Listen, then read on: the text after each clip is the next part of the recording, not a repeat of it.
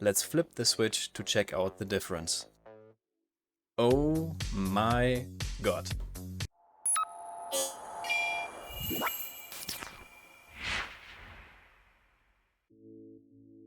Yo! Hello everybody! Welcome back to Pronto Play and my Let's Play series of Satisfactory. Update 8 is here. It just went live, and as you can see on the top left corner, we are in experimental mode so that we can test out all the new things. Let's get right into it. The very first big thing of Update 8, the whole game engine has been upgraded from Unreal Engine 4 to Unreal Engine 5, and that alone makes so many great features possible. The one that I'm most excited about and that I want to dive right into is Lumen, which will completely change the looks of this game on its own already. Our storage room should be the perfect place to demonstrate the differences, since we have some display signs, some billboards, and let's flip the switch to check out the difference. Let's go to Options, Video, and on the very bottom you will find Global Illumination, which is Lumen. Let's set it to High. And then also Lumen Reflections. Oh my god. The details are so amazing. Before Lumen, neither the billboards nor the label signs were providing real quote-unquote light. We just set it up for cosmetic purposes here, but now look at the reflections of the conveyor lifts. I love it already. I'm so hyped. And yeah, the differences between normal daylight and the light provided by lightings or something similar, it's so amazing. I still have to set up some of the, or adjust some of the graphics settings because it's kind of laggy now. I don't know, the new update and the Unreal Engine 5 is a lot more challenging to the computer. And I have to, play around with it a little bit so that it's less laggy and to optimize the settings, but we will figure this out quite soon, I am sure. Also, check out here, since I drew a whole ceiling above this place. Now that there's no light provided here, the daylight cannot reach it. It's so dark here. It wasn't before. It's mind-blowing. I love Lumen already. Dude, look at this. Look at the details. The glimmering, the reflections. Damn, I love this. Okay, it's not loading that far, so I have to move a little bit further down this direction in order to see the lights of the label signs. But maybe it's just my settings, I have to play around with this. Maybe I can fix this myself. Next up, the vehicle's physics have been updated. Chaos physics is the newest thing, so let's jump into the Explorer and see how it feels. Oh, you can already tell the steering is way more direct. Oh, not that much grip anymore on sand. But it's more direct, it's nice, I like it. And also, it feels more realistic to drive on sand now. But of course, everybody knows the pain of driving over asphalt in Update 7 and earlier. So let's see how the tires move on the asphalt. Very calm, nice, I like it. Have to be careful on U-turns though, but driving on asphalt looks way better now, very nice. It was also announced that the background would receive more depth in this game, so that you don't have the feeling of the world map being on a sole island, but rather a portion of a bigger, only partly accessible planet. I have to pull up the background of before Update 8 for a direct comparison, but I feel like it indeed has been improved. And then there has been further implementations of graphics aspects, such as the new anti-aliasing method, the TSR, or Nanite, which in summary helped the developers remodel and adjust the world, and more other aspects, but I'll spare you the details of this for now. There has been plenty of detailed content of this already, so let's focus on the gameplay instead. The next very big topic are the advanced game settings. An important note who wants to implement this for existing files: you have to enable these settings before you can access these. In order to do so, you load a save state and check the box Enabled Advanced Game Settings before loading. Also keep in mind that this enablement cannot be undone. The gameplay AGS, Jace called them AGS in his announcement, so I will gladly take this shortcut as well, now include various settings. The first one is basically a creative mode.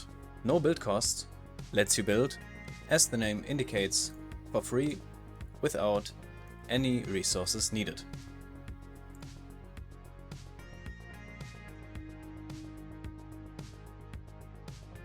Flight mode gives you the ability to fly without any equipment or other boundaries.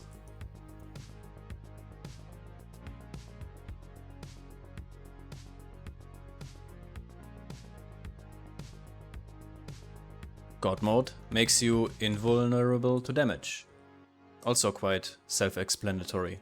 The only exception for this is when you come too close to the edge of the map and basically go further than the boundaries of the world map, then you will still take damage until you get back to the world map. And the rest of the AGS is also very self-explanatory.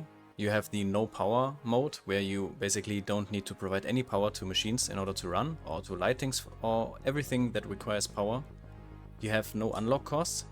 For example, if you want to unlock milestones, reach new milestones, you don't have to pay the parts as requirement, and also unlock alternatives recipes instantly. If you have all the requirements met for an alternative recipe to be able to use, then you can immediately unlock this by simply checking this box.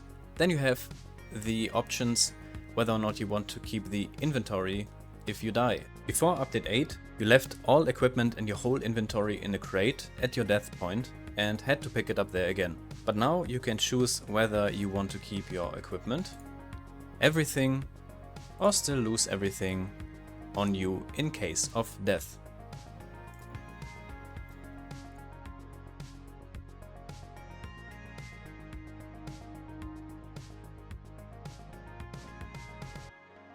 Oh, and by the way, the symbol on the left of each setting for no power, no unlock cost and unlock alternative recipes instantly applies for every player in case you are on a multiplayer server. And last but not least, you can give yourself any part that you want in an instant. So for example, you want to complete Project Phase 4, but really lack the 4000 magnetic field generators. Here you go.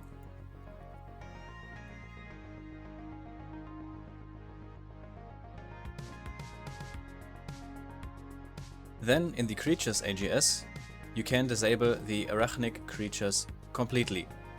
And I can totally understand this in case you are arachnophobic, because the only option up until now was to replace the spiders by giant cat heads, and from my point of view this was even more freaky than the spiders themselves.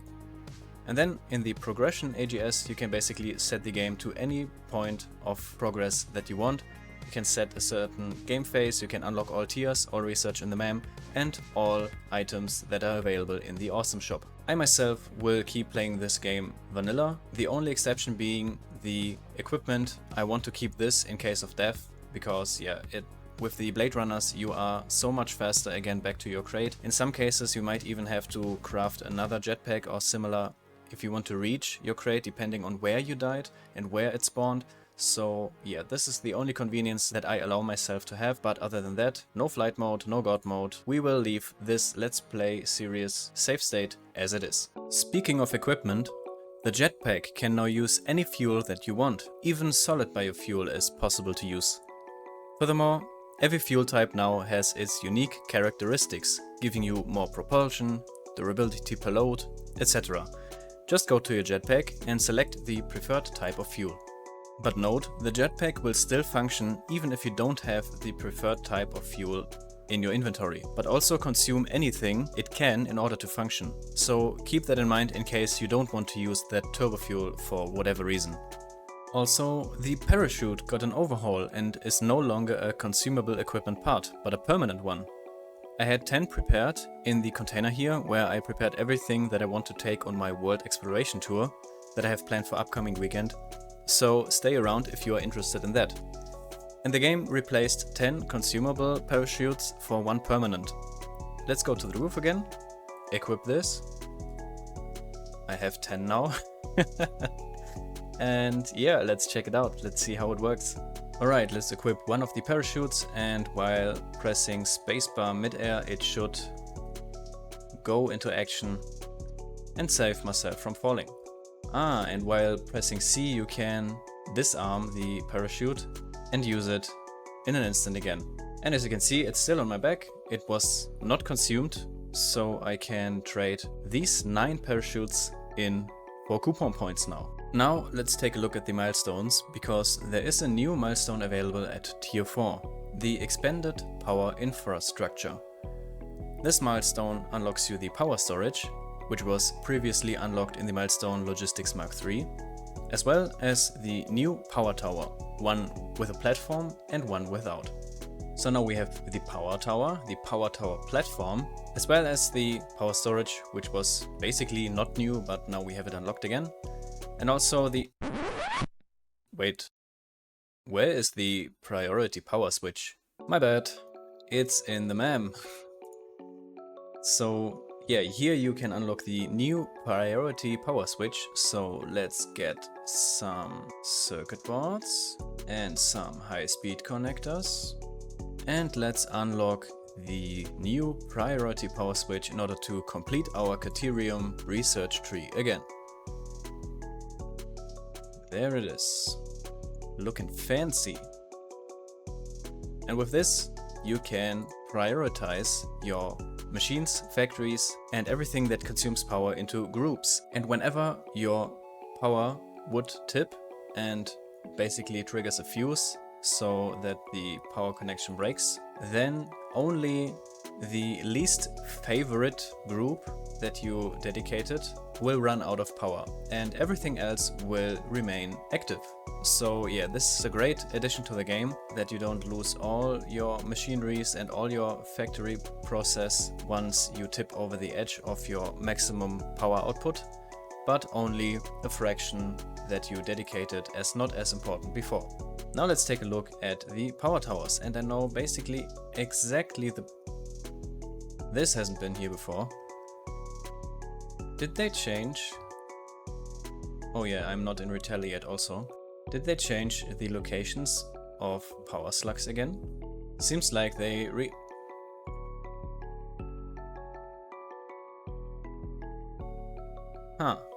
Seems like there has been a whole new bunch of locations for power slugs and maybe for something else as well. Anyways, I'm losing track.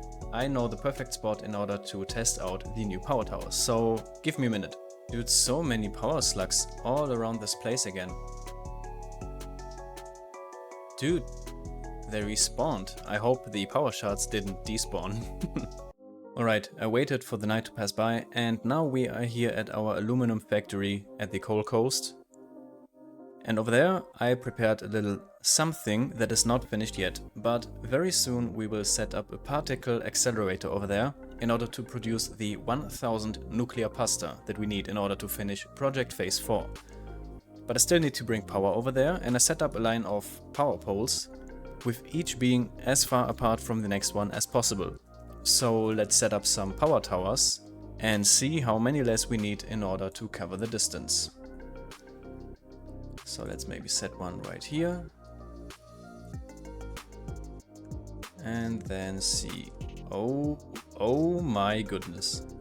Damn, that is a lot of distance covered with only 2 power towers, but I want to stand on them, so let's change these really quick with a platform and equip a zipline. Wow. So many power poles needed and only 2 power towers for the same distance. This is insane. And they look cool as well. They really fit into this unfriendly terrain and look way more industrial than these tiny neat power poles. I'm a big fan already, and we will definitely implement these in our buildings as well. The next big thing, blueprints are even more convenient than they have already been. You can now hold and nudge a blueprint rather than having to aim precisely from your given point of view. So I lock the hologram with H, and now I can move around and with the arrow keys nudge them to the given point that I really want, in case I really want to have them at a precise spot next to other buildings.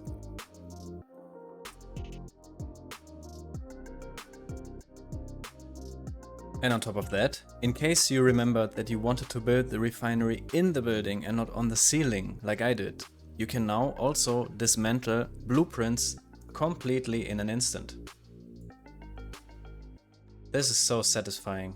I cannot count the amount of times where I set down a blueprint and then it was just the tiniest bit off and I had to dismantle all parts one by one. And there are so many other atmospheric, balancing and quality of life improvements, but I don't want to lose myself in all the details right now. Since I already mentioned, I am planning a world exploration tour where we will go explore the complete map, take a look at its latest overhaul and hunt down all the hard drives, power slugs and maybe find some boombox tapes in the process. So I don't want to cover the map changes right now, but I want to provide a quick sample in order to showcase one of the map changes that immediately caught my eye. And I also already spotted one of the new mobs over there. So let's catch a train really quick and let's head out over there. It's just a minute, I promise.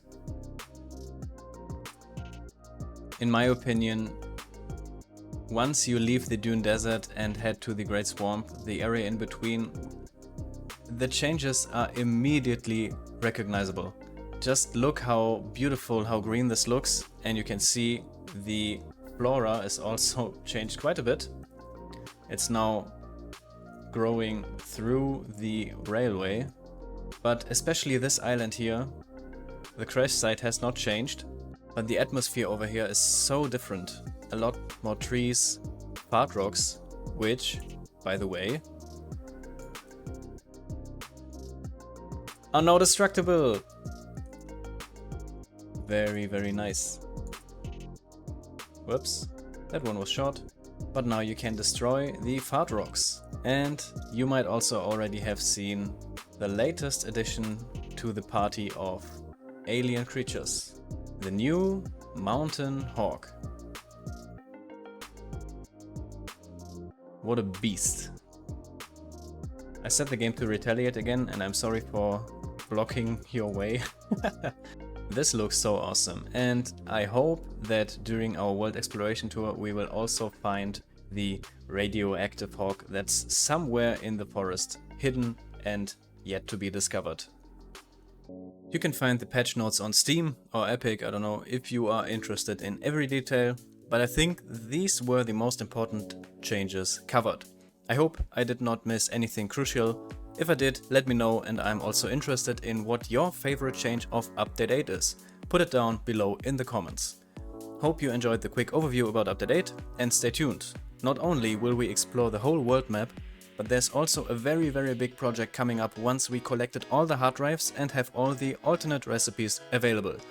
No ASG God mode for me, I want to keep it the old-fashioned way. But that's gonna be it from my side. As always, let me know what you think. Feedback is always greatly appreciated. Have fun with Update 8 and I hope to see you in the next one. Oh yeah, and one thing that I noticed. Seems like they did some changes to the hypertube cannons as well. I have to rework this. Hope you don't get stuck yourself.